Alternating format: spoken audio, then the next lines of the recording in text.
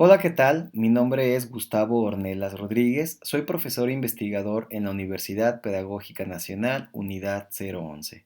El día de hoy quiero compartirles algunas reflexiones, algún acercamiento teórico metodológico para conocer cómo se da el desarrollo socioemocional y cómo podemos implementar las metodologías que los autores proponen para abordar el desarrollo de las habilidades socioemocionales en el aula de educación básica, así como algunas reflexiones respecto al referente curricular y algunas ideas para realizar intervención en este tema. Espero que sea esta información de gran ayuda para su práctica docente.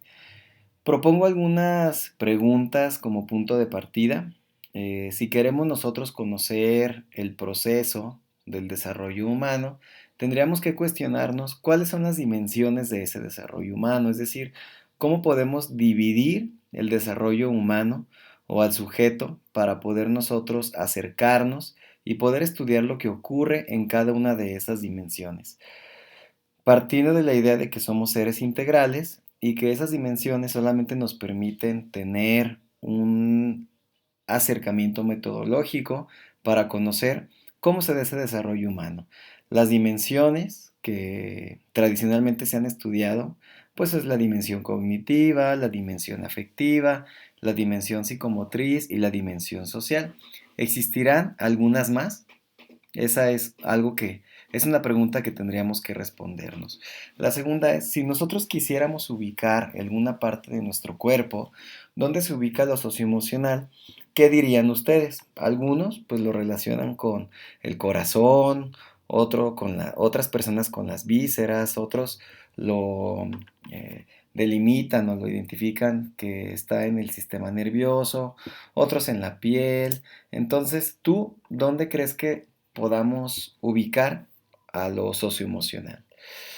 Otra pregunta interesante es, ¿existirá relación entre el aprendizaje y lo socioemocional?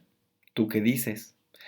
Y una vez que tú tengas esa respuesta, pues cómo podríamos estimular las habilidades socioemocionales desde la función que desempeñas actualmente, como docente frente a grupo, como ATP, como director, como jefe de sector, como supervisor, y de qué forma puedes implementar proyectos, pues para que estas habilidades puedan desarrollarse de forma efectiva y realmente les permitan a los estudiantes lograr los aprendizajes esperados y sobre todo que sean seres integrales, autorregulados y que logren identificar y expresar lo que sienten.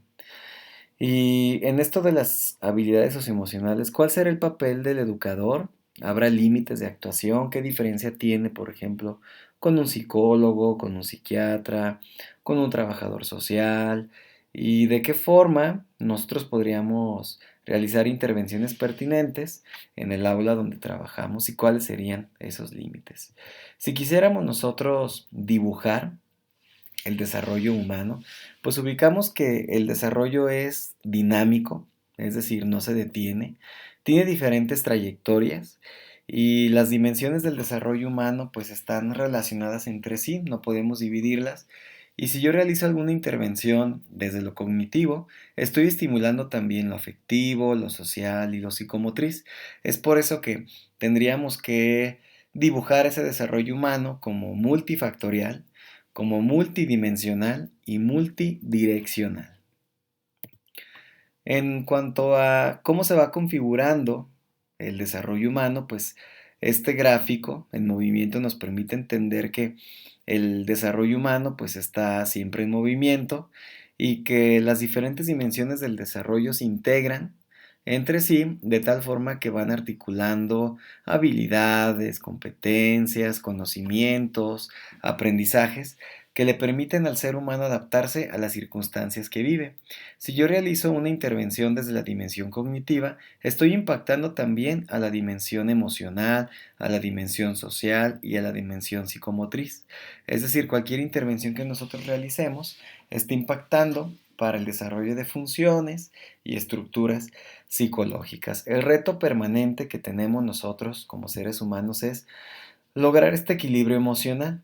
este equilibrio entre razón y afectos, entre emociones y pensamientos, de tal forma que durante pues, nuestra vida podamos nosotros adaptarnos a las circunstancias, resolver situaciones, salir adelante a pesar de las circunstancias que la misma vida nos va enfrentando. Y justo para realizar esta revisión, a continuación analizaremos algunos aportes teóricos que a lo largo de la historia de la psicología se han hecho en torno al desarrollo socioafectivo. Iniciamos con Piaget, un teórico que aborda la generación de estructuras cognitivas y su teoría, desde la epistemología o la construcción del conocimiento, propone algunos procesos para la generación o construcción de estructuras cognitivas como la asimilación, la acomodación y la adaptación. Piaget, ¿cómo conceptualiza a lo afectivo o el desarrollo socioafectivo? Pues él utiliza el término la afectividad y dice que es un motor que impulsa o estimula o es el punto de partida para que se dé el acto de conocer. Es decir, cuando los sujetos se acercan a la realidad, la afectividad debe estar presente para que se impulse o para que esa estructura cognitiva sea significativa y se instale en el repertorio cognitivo del sujeto que le va a permitir adaptarse a las situaciones que vive. La metodología que Piaget propone es el método clínico crítico, que básicamente es un interrogatorio que se hace a los sujetos para generar conflictos cognitivos y de esta forma elevar el nivel de desarrollo cognitivo de los sujetos. En lo afectivo también sería pertinente hacer uso de este interrogatorio o este método clínico crítico para llevar a los niños, a los estudiantes, para que identifiquen qué es lo que sienten, reconozcan qué implicación tiene lo que están sintiendo, cómo lo expresan, qué beneficios tiene para ellos el expresar lo que sienten, el expresar sus necesidades, sus intereses, el defender lo que son y a través de este interrogatorio pues permite activar procesos como la metacognición, el análisis, la reflexión y de esta manera se puede ayudar a que los niños se adentren a esta reflexión necesaria para el desarrollo afectivo y desde los docentes cómo aprovechar los estados afectivos de los niños, de los adolescentes, pues para relacionarlo con el aprendizaje y a partir de esa idea, pues tener nosotros un acercamiento afectivo para lograr un ambiente de aprendizaje que sea seguro, un ambiente de aprendizaje que genere confianza en los sujetos y de esta forma se facilite el aprendizaje. Pues él es Piaget y su propuesta pues ya comentada. Otro autor también es Vygotsky. Su teoría histórico-cultural pues propone justo eso, que el desarrollo se da en un contexto histórico-cultural específico, donde la cultura brinda un sinfín de herramientas o instrumentos a los sujetos para que puedan adaptarse a las situaciones que viven y habla del lenguaje como una herramienta de mediación muy relevante para favorecer este desarrollo.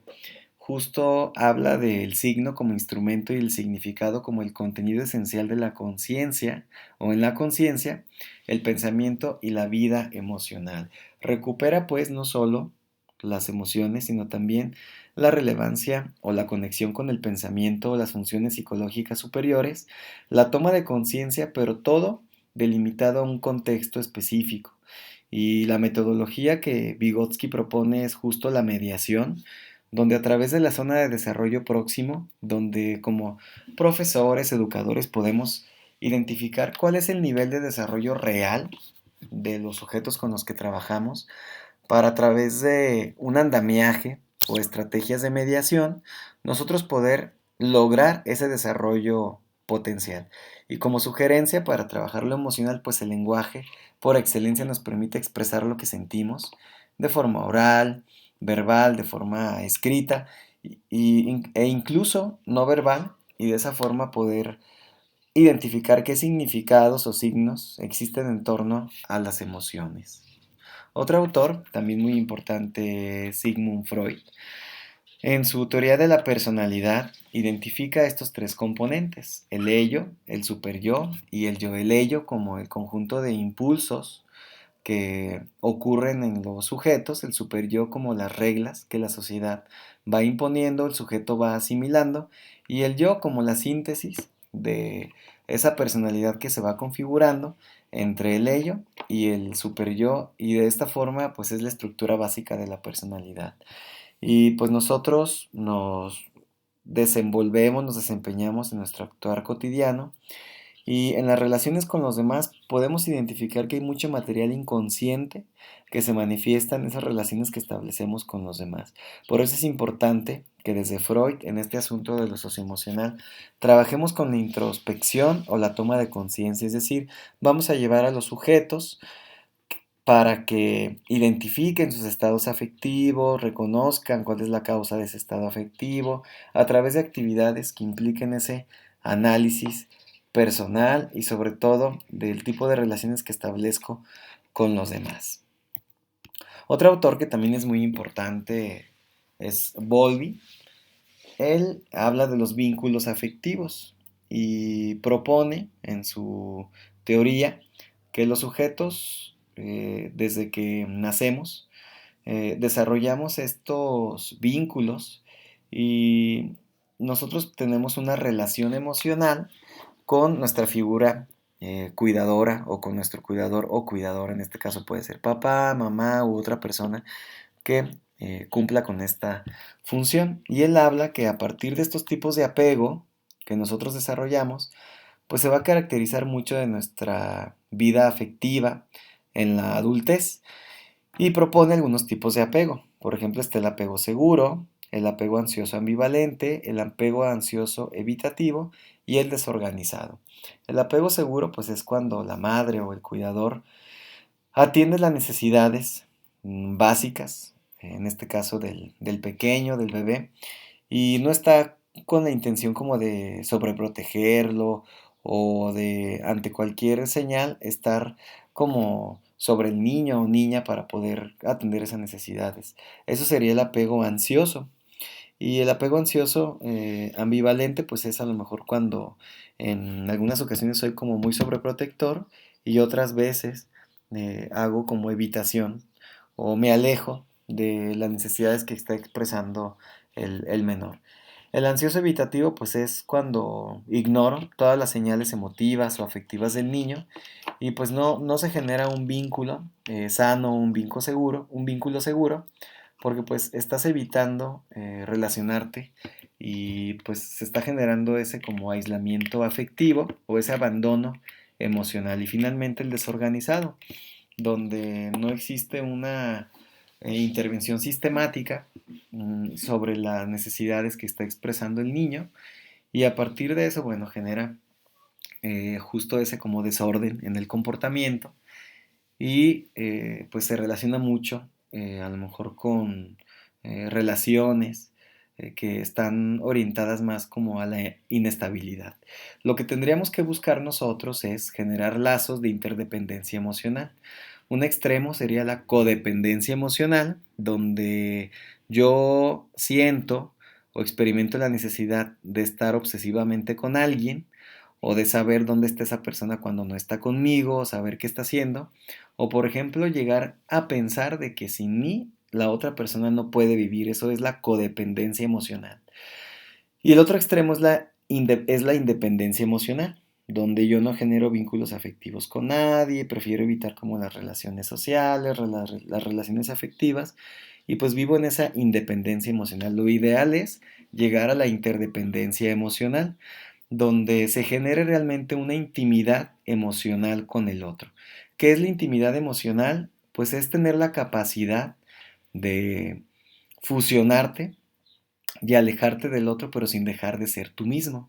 Mantener tu esencia y tus propias características, y eso permite esa interdependencia emocional y es una relación sana o vínculo afectivo sano. Desde Bowlby, pues podemos nosotros recuperar cómo podremos reconocer qué tipo de apego desarrollamos con los estudiantes o qué tipo de apego es el que predominó en su desarrollo y de esta forma poder nosotros brindar elementos o estrategias para que busquen relaciones que se caractericen por la interdependencia emocional, que sean autónomos, que se puedan regular y que no dependan de otros para tomar decisiones.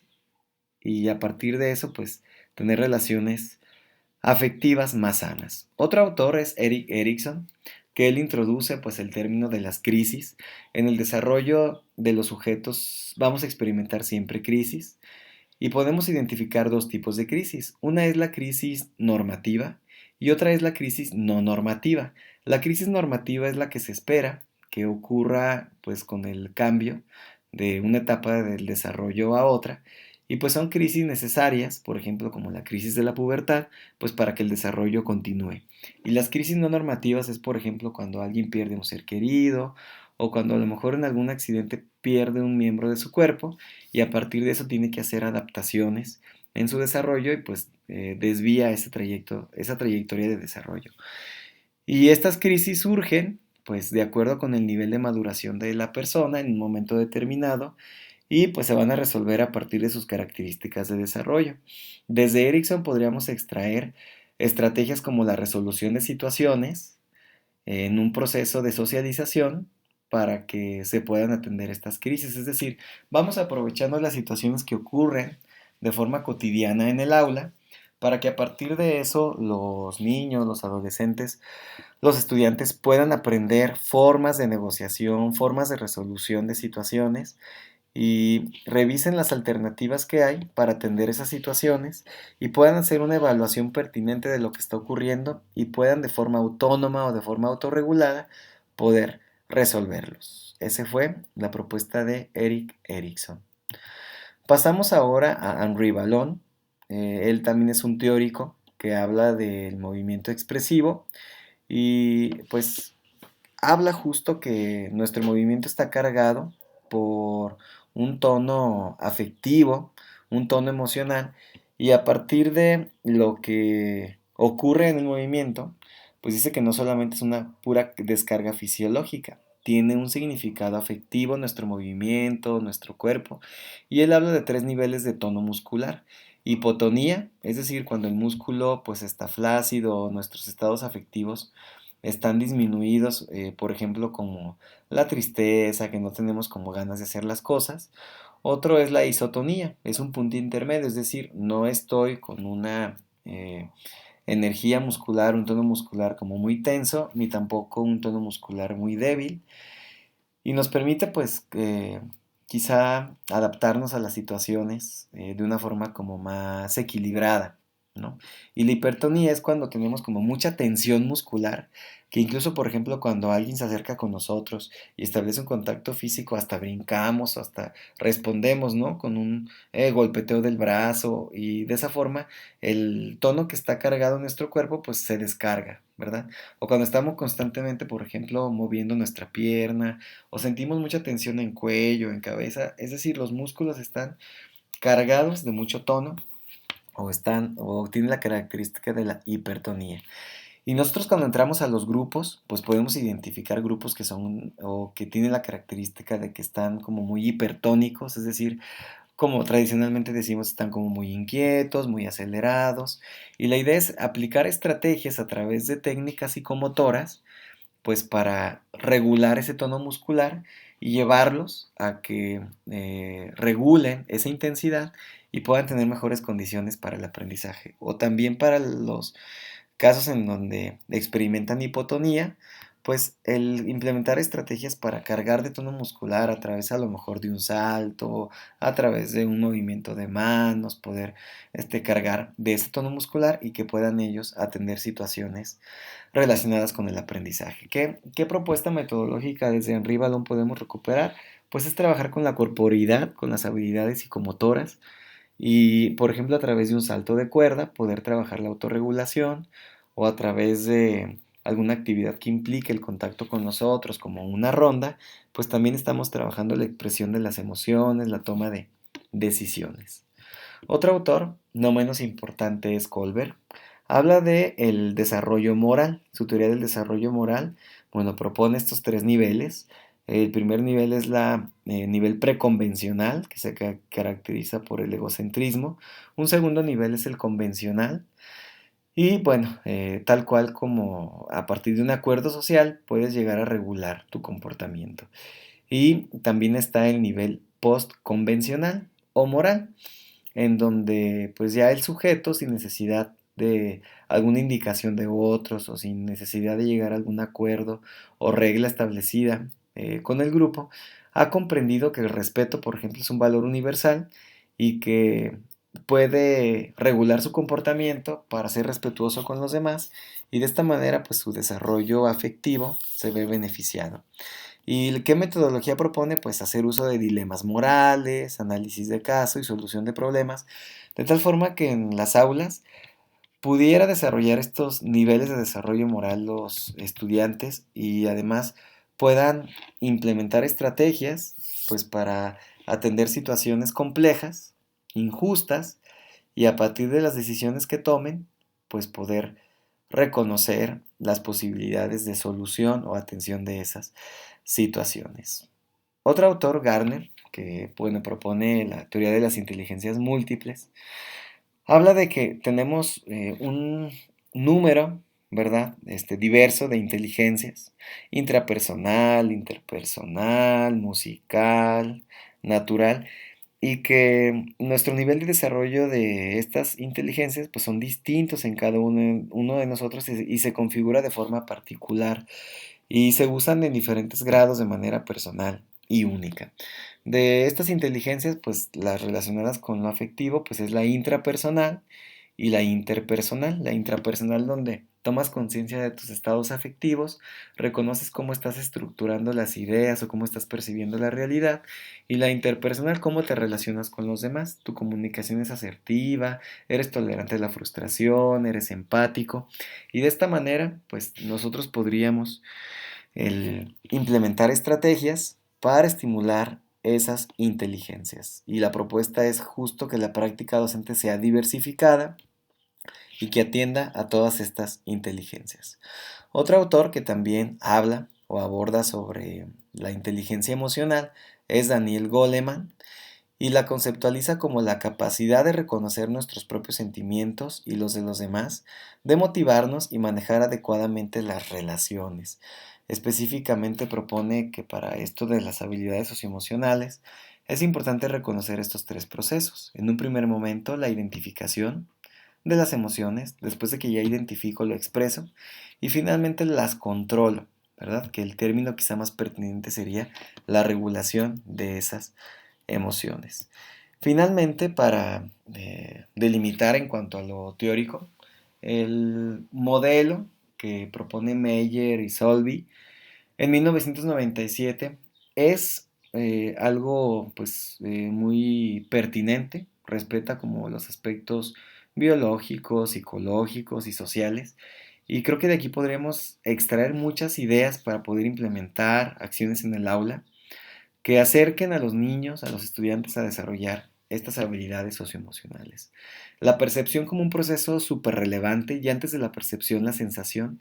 Vamos a implementar actividades que estimulen la sensación, que estimulen los sentidos, de tal forma que construyamos seres humanos sensibles ante lo que ocurre a su alrededor, y a partir de eso activen procesos perceptivos o interpretación de esas sensaciones que ocurren alrededor, y evitar algunas distorsiones en esa percepción, que muchos de los problemas humanos se originan a partir de malas interpretaciones o malas percepciones. Por eso es importante la empatía y la comunicación para explorar cómo el otro se siente antes de hacer algún juicio. Por eso el siguiente proceso es la evaluación de la situación, evaluación del contexto: qué ocurrió antes, qué ocurre durante y qué ocurre después de una situación afectiva, de una crisis emocional, para finalmente lograr la expresión de las emociones de forma asertiva, con las personas pues adecuadas o con las que se originaron esas emociones.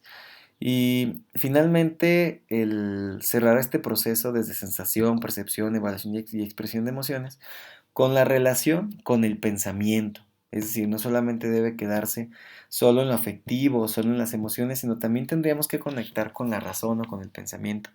Por eso ellos hablan de la comprensión y análisis de la información emocional y bueno, también cómo a partir de esa relación de las emociones con el pensamiento, habla de un término que es el conocimiento emocional, que es la meta a la que todos tendríamos que llegar a partir de explorar nuestras emociones e identificar nuestros procesos cognitivos. Y todo esto orillando o finalmente orientando hacia la regulación de las emociones. Y esto pues es todo un proceso complejo, pero que nosotros como educadores somos responsables de estimular.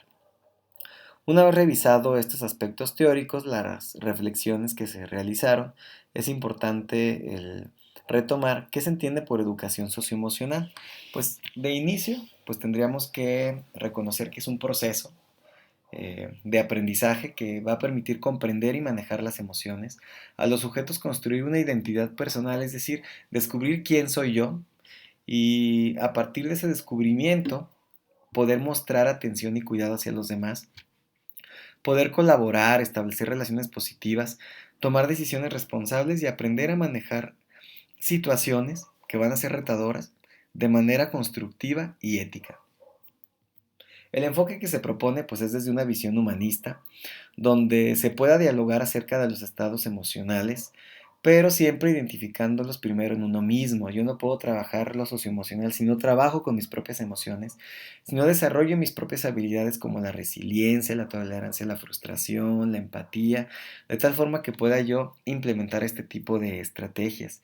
Este enfoque, bueno, nos permite que nosotros pudiéramos conducirnos de manera más efectiva, es decir, llegar a la autorregulación, autonomía y favorecer esta seguridad personal. En cuanto a las novedades curriculares, bueno, se establece, la educación socioemocional ya es explícita en el plan y en los fines educativos.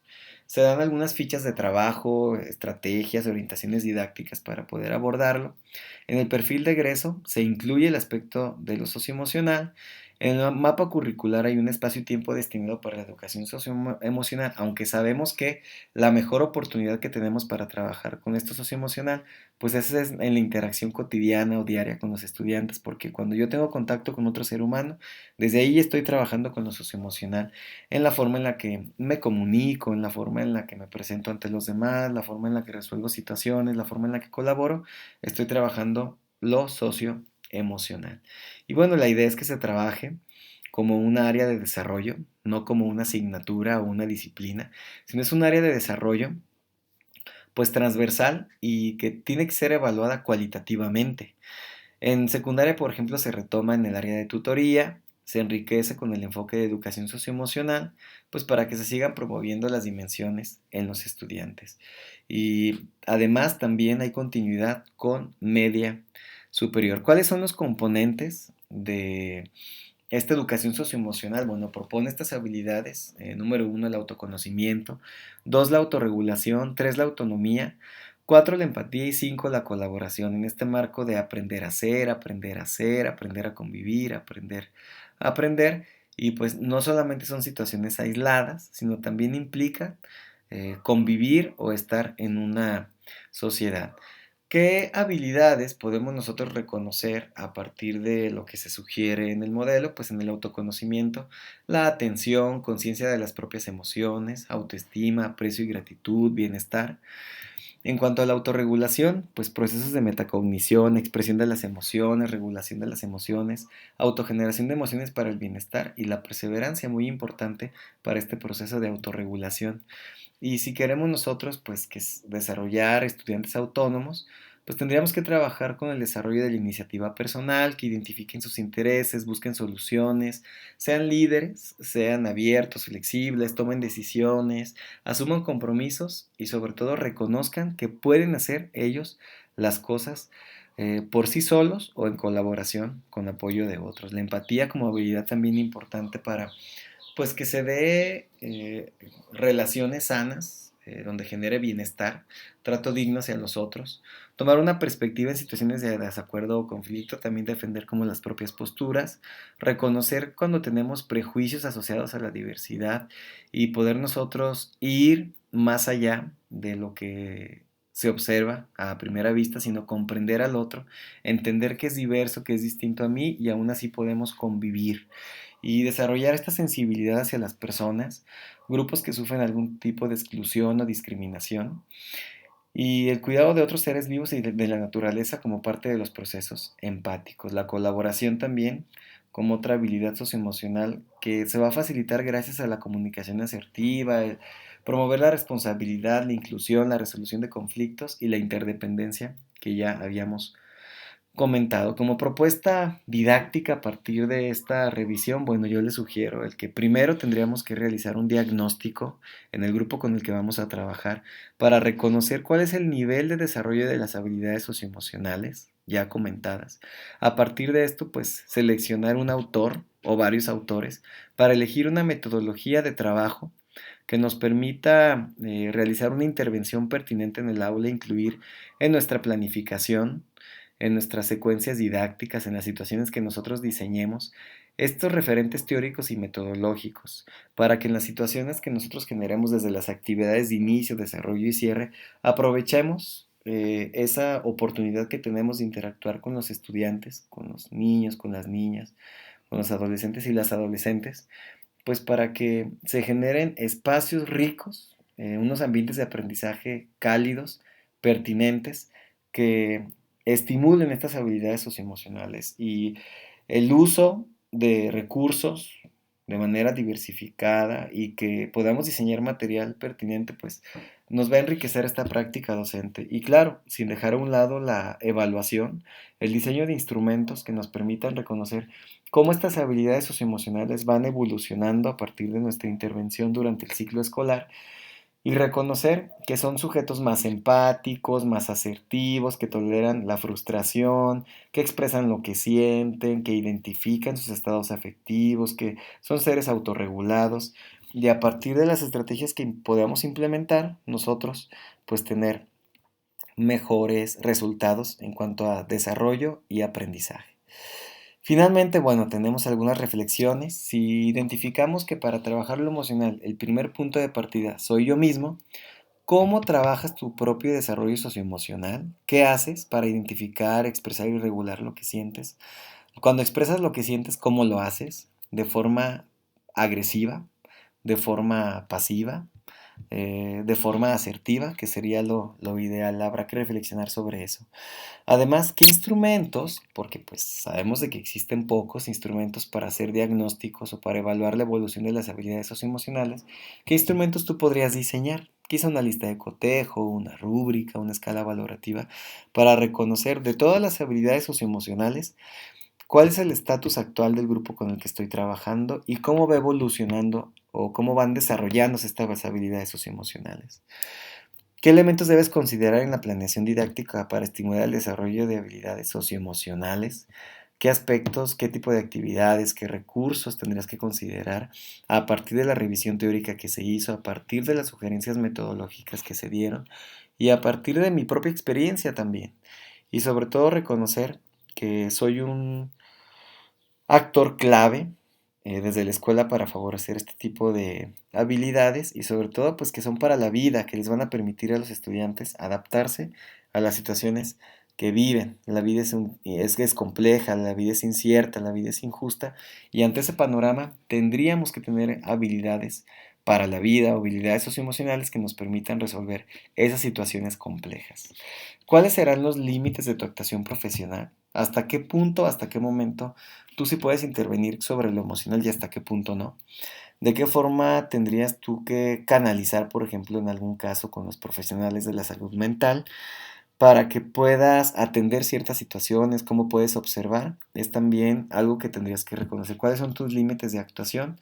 Y eso implica pues mucha revisión y acercamiento de los casos y de profesionales que te pueden orientar respecto a este tema. Y pues también otra idea es qué necesidades de formación debo atender en tu trayectoria profesional ¿Cuáles son tus áreas de mejora? ¿Cuáles son tus vulnerabilidades didácticas? De tal forma que puedas, por un proceso de autoformación o buscar algún tipo de curso, capacitación o de lectura que te permita desarrollar esto.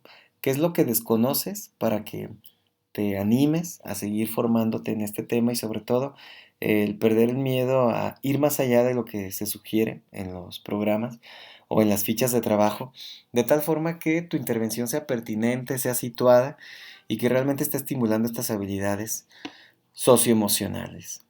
Agradezco la atención a esta presentación y ojalá que cada una de estas ideas que se comentaron, que se reflexionaron, sean de impacto en tu práctica docente.